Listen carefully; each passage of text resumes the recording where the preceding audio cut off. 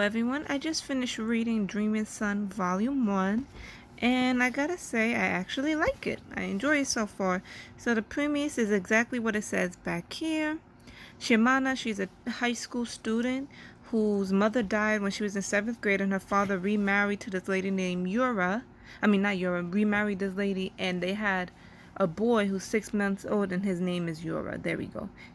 Her baby brother is Yura, but she feels very out of place living with them because she feels that she doesn't belong. She feels that her father loves his girlfriend, his new wife and baby boy more than her, which it really isn't the case, but that is how she feels. And she decided to run away, and that's where she saw this man named Fujiwara Taiga on the street. He was drunk, and they had a funny conversation, and one thing led to another. He found out that she ran away from home. He offered to live with her, but he had he offered for her to live with him, but he had three conditions. One, tell him the truth of why she ran away. Two, find either Asahi or Zen, which is the two high school boys he lives with also, to get a key since he was locked out of their home. Then after a few more comedic things, she finally found the key somewhere far off because Zen actually had a spare key, but he lost it doing backflips. So she eventually found the key in a tree, got the key, and that's when she found Asahi when she was about to fall. And more comedic things happened. Then finally they were able to move in, and she moved into room 103, but it was unfurnished. It's a little funny. It's comedic in a way. And she got this huge crush on Asahi, but Asahi is in love with his childhood friend, and his childhood friend is in love with another boy. So there's a lot of unrequited love and crushes. And then as she adapts to living with a man and two boys, she didn't tell her father that she ran away. Fujiwara, which is the landlord, he's older, he's 21, forces her to tell her father where she's living at so he will stop worrying. And eventually she does. But he goes with her because, of course, like any father, he denied it. But then after convincing him that when she becomes an adult, she won't be able to have free time. So it would be nice for him to let her do what she wants right now, because when she gets older, she'll look back on these days and have good memories instead of bad, especially since she felt out of place and lonely. And by moving out and moving in with Zen, Asahi, and Fujiwara, she found a place where she belongs. And it's a little foreshadowing that Fujiwara is a prosecutor. He's important. His father was a prosecutor that had actually helped Shimana's family, the father. So he recognized Fujiwara from something. He recognized that he's the son of the prosecutor Fujiwara. There we go. And then at this end, Shimana wants to know how can she get Asahi's attention, because she wants to be more beautiful. She feels she's not beautiful enough. She feels she doesn't have long legs, a good figure, or nothing, because she thinks beauty is important when really it's personality. And that's it. That's when she meets this lady who had a crush on Fujiwara, but it wasn't reciprocated. Where is she? Here we go. She's right. Her. Forgot her. She has a unrequited crush on him, but she still comes around to bug him, and her and Shimana struck it off to be catastrophic buddies. But overall, that's it. That's all I got for Volume 1. I'll see you guys in the next clip about Volume 2. Okay, so I just finished reading Volume 2 of Dreamin' Son, and a whole lot happened in this volume.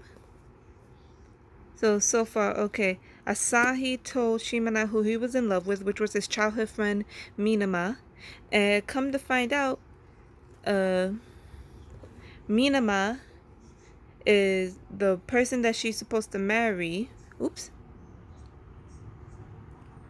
Okay, in the previous chapter, she was talking about how she's going to marry him and everything, this boyfriend of hers. But apparently found out that she actually doesn't want to marry him, but it's some sort of court agreement. The court is making her uh, move in with him and live with him and move to New York City with him because of some sort of car accident that he got. And he's the son of the CEO of a big company in Japan who has a lot of ties and stuff. And Fujiwara, the landlord who watches Asahi, Zen, and Shimina, he was the one in charge of the court case, but unfortunately he did win, but he was supporting the CEO instead of Asahi and Minama. But Asahi doesn't blame Fujiwara because he was just doing his job and he won. So Asahi didn't want to confess his feelings to Minama because they're one-sided when really I don't think they're as one-sided as he believes, but to each his own. Anyway, Shimina finds out about this, so she decides to do something about it, and she decides to go and see Minama herself. She gets the information after hearing about the court case and Fujiwara winning between when Asahi and Fujiwara were talking about the court case. Shimina overheard them, and she wanted to know why was it so difficult, and she didn't understand. So she decided to take matters into her own hand and talk to Minama herself. She got all the information from Asahi, and she talked to Minama, who told her true feelings, that she always loved Asahi, but she never told anything because Asahi had always worried about her, and it shows in flashbacks them growing up that he did in fact always worry about her because he's in love with her, and he still is. So after finding this out, Shimina goes back home and convinces Asahi to tell her his feelings before she leaves to the airport. But before all of this actually happens, I missed something important. That lady that I was talking about in the first volume, her name is Miku. She's the one that's in love with Fujiwara. And she's the one that actually helps Shimina get pretty at a mall to try and impress Asahi. But Asahi didn't get a chance to really see her at first because he had to talk to Minama about her leaving to New York and stuff. And so her and Zen got into an argument because he doesn't want to admit that he actually has a crush on her, and he does. Zen, this is Fujiwara. This is what he looks like. That's Fujiwara. That's Zen. This is Zen. He doesn't want to admit that he has a crush on Shimina, but Fujiwara knows, even though he doesn't want to admit it out loud. And then, this happened before all about she convinces Asahi to go see him, to go see Minama at the airport. In which he does, he confesses his feelings, and then he feels better. And then finally, when they're walking back from the airport, Shimina takes her own advice and confesses her feelings to Asahi, even though she knows they're not returned. But that's okay with her because she told him how she feels. And then towards the end of the volume, her and Zen get into a fight because he's emotionally constipated just like her, and he doesn't know how to admit that he has a crush on her, and ends up hurting her feelings by saying that he's glad that she got rejected. They don't talk.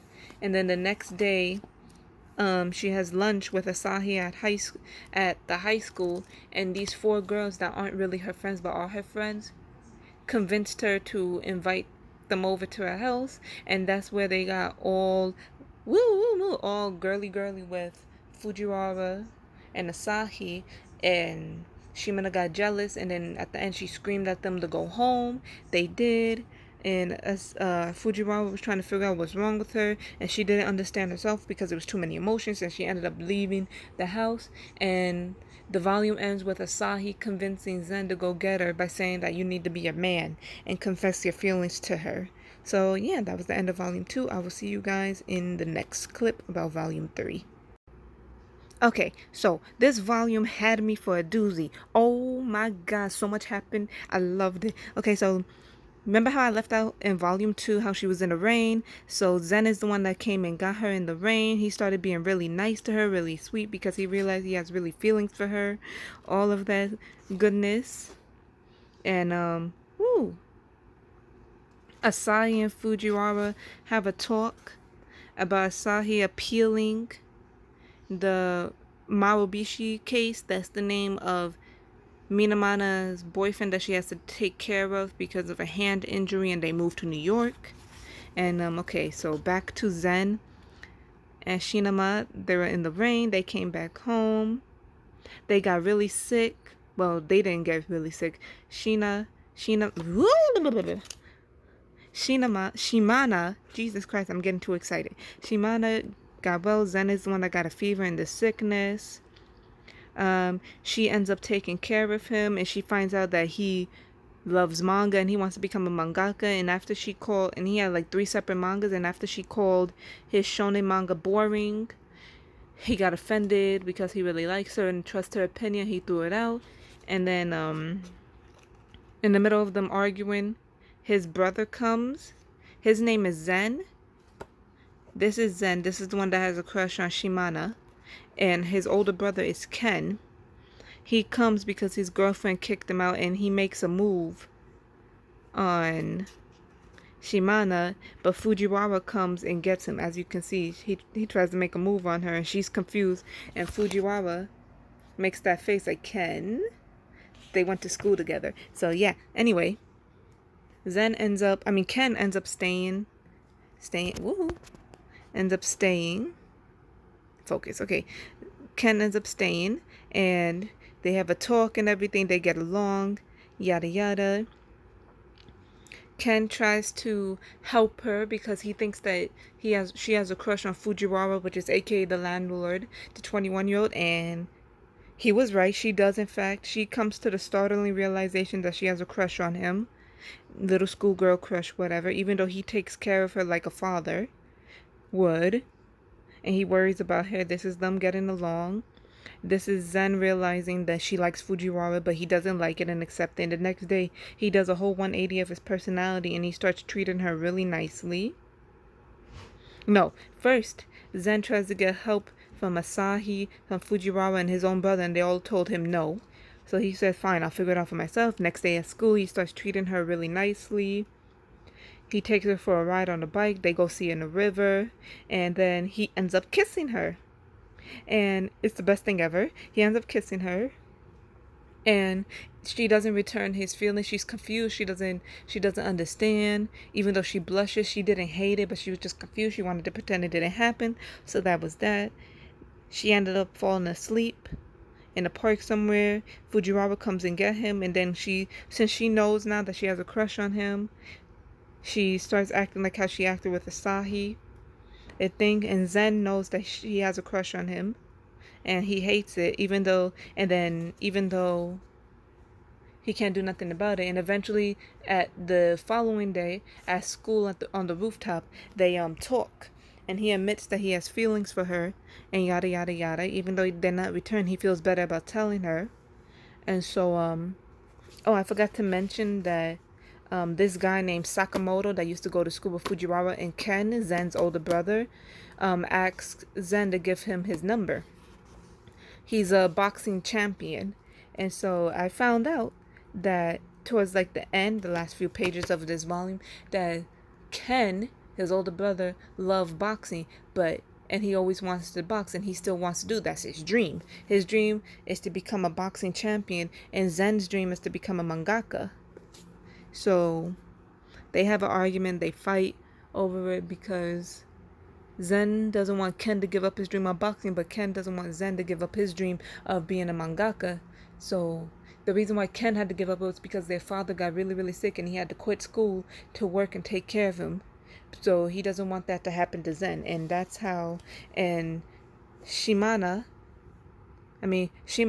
doesn't want Ken to be happy, so she made a promise that she was going to try and help Ken with Fujiwara's help for him to convince him to take the match with Sakamoto and become a boxing champion, and I hope it does work out. So that's it for volume 3. I'll see you guys for volume 4.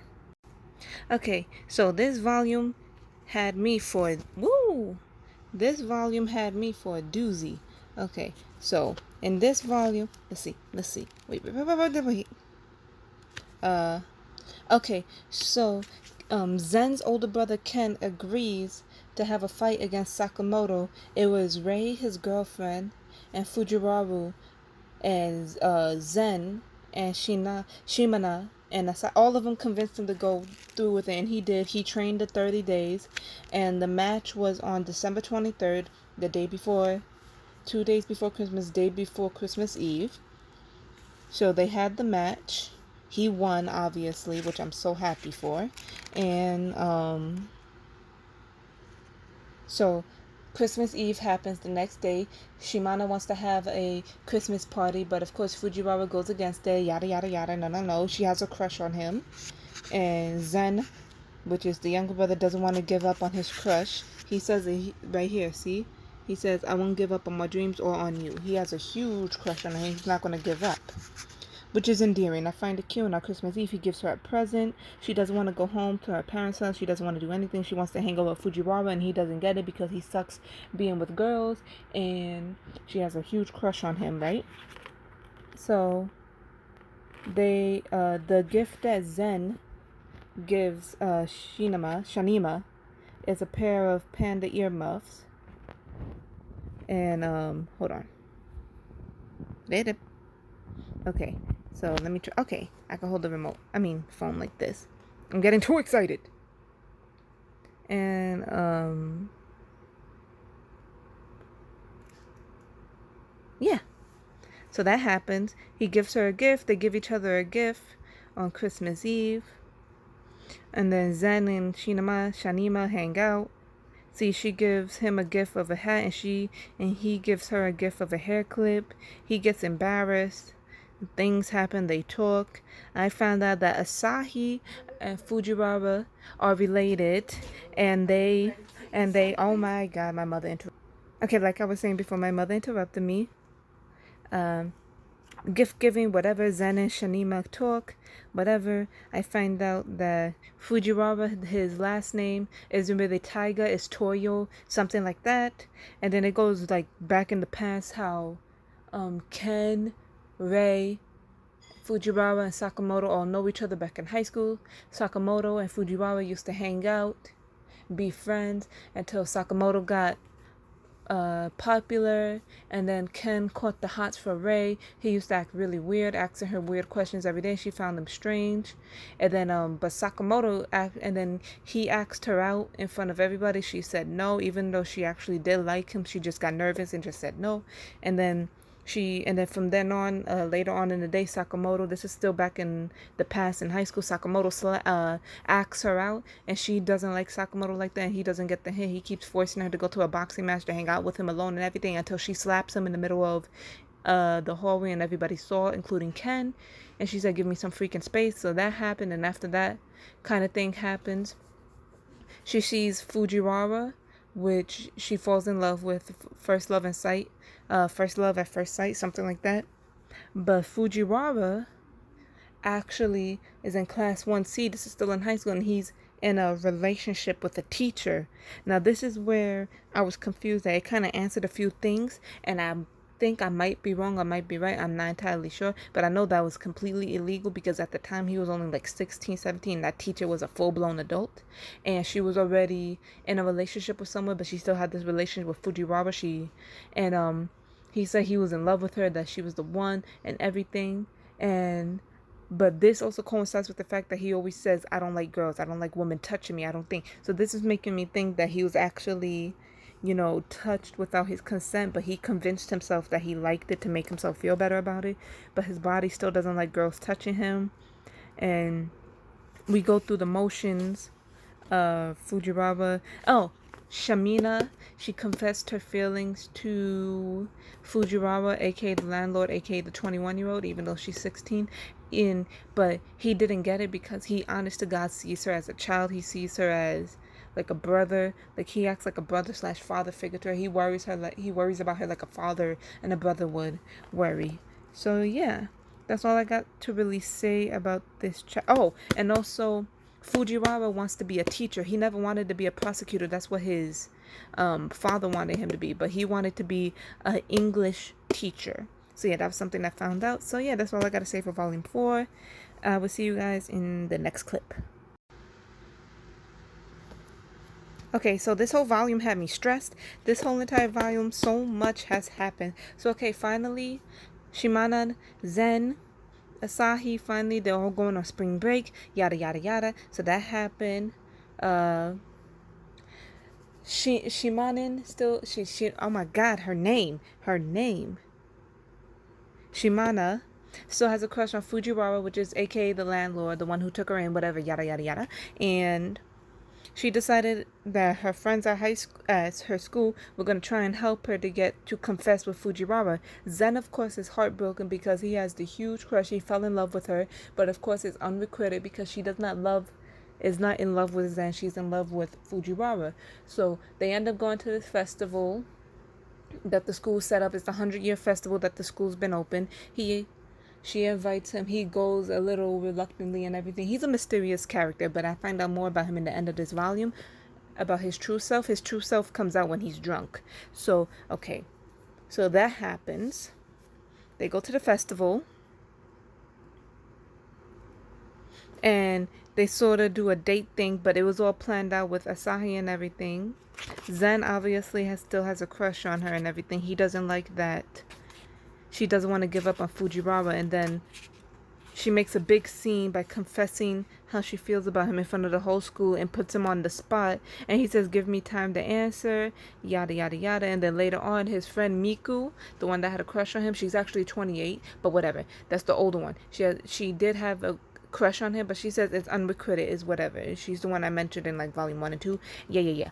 And she dresses him up, as you can see, like a high schooler. They talk, and he kind of sort of reluctantly agrees to date her, even though he's really not in love with her. He has no feelings for her at all, because he just sees her, like, he likes her as a person, but that's it. He doesn't like her to date her, doesn't like her, nothing. That's not how he feels, because he feels that she's too young. And this is the teacher that he was talking about in high school. This is the one that he dated, that she was a teacher while he was still a student. But I always found out why he doesn't like being touched by women. He doesn't like being touched by girls. He always said that throughout the whole series so far. He said that he doesn't like girls, he doesn't like women, he doesn't like to be touched by women or girls. So I found that strange. I'm like, okay, something happened between him and the older teacher. And trigger warning, it happened. It happened when he was drunk. She touched him while he was drunk without permission and everything. It wasn't consensual. So that happened, but that happened at the end of the volume anyway. Spring break comes around. See, as you can see, spring break comes around. That's when they all decide they're going to spend a week to go back home. And Zen decided to give up on her because he knew his crush wasn't going to be requited. And Fujiwara, he talks with Zen's older brother Ken, and he admits that he's doing it out of like a pity date because he doesn't really like her. He just felt bad about rejecting her. But then he says that then again he may end up falling for her. He thinks that there's a possibility that with time and years that he could actually really fall in love with her. Even though I think it's ridiculous, but to each his own. And this teacher, everyone's saying don't trust. And Fujiwara, a lot of his own friends tell him, and Zen was saying you shouldn't trust him since you don't know the real him. But we got a glimpse of the real him sober. He's a very angry man who doesn't like to be touched by women at all. He doesn't like women. He doesn't trust women because of that teacher and what she did to him. That it was insinuated and implied. It wasn't stated fully. And Asahi, he Manami, his childhood friend, aka crush, was coming back to New York. He's the one that he's still in love with her, even though in reality she's not in love with him. She is in fact in love with Mahahabi boy. He's the CEO of that big company. She's in fact very much in love with him, and she doesn't want to go back to Japan. She declined the appeal to come back. She really does love it, and it hurts Asahi's heart. And this chapter made me realize that unrequited love is so common amongst people. Like it shows Asahi's crush is unrequited, Zen's crush is unrequited, Fujiwara unrequited, and Shimane, she just fall in love with everybody in sight, 16 years old, but so far, and everyone's been unrequited. And Fujiwara, even though she's trying to make it work with him. And see, this is the teacher. She has a son, and yeah, that's it.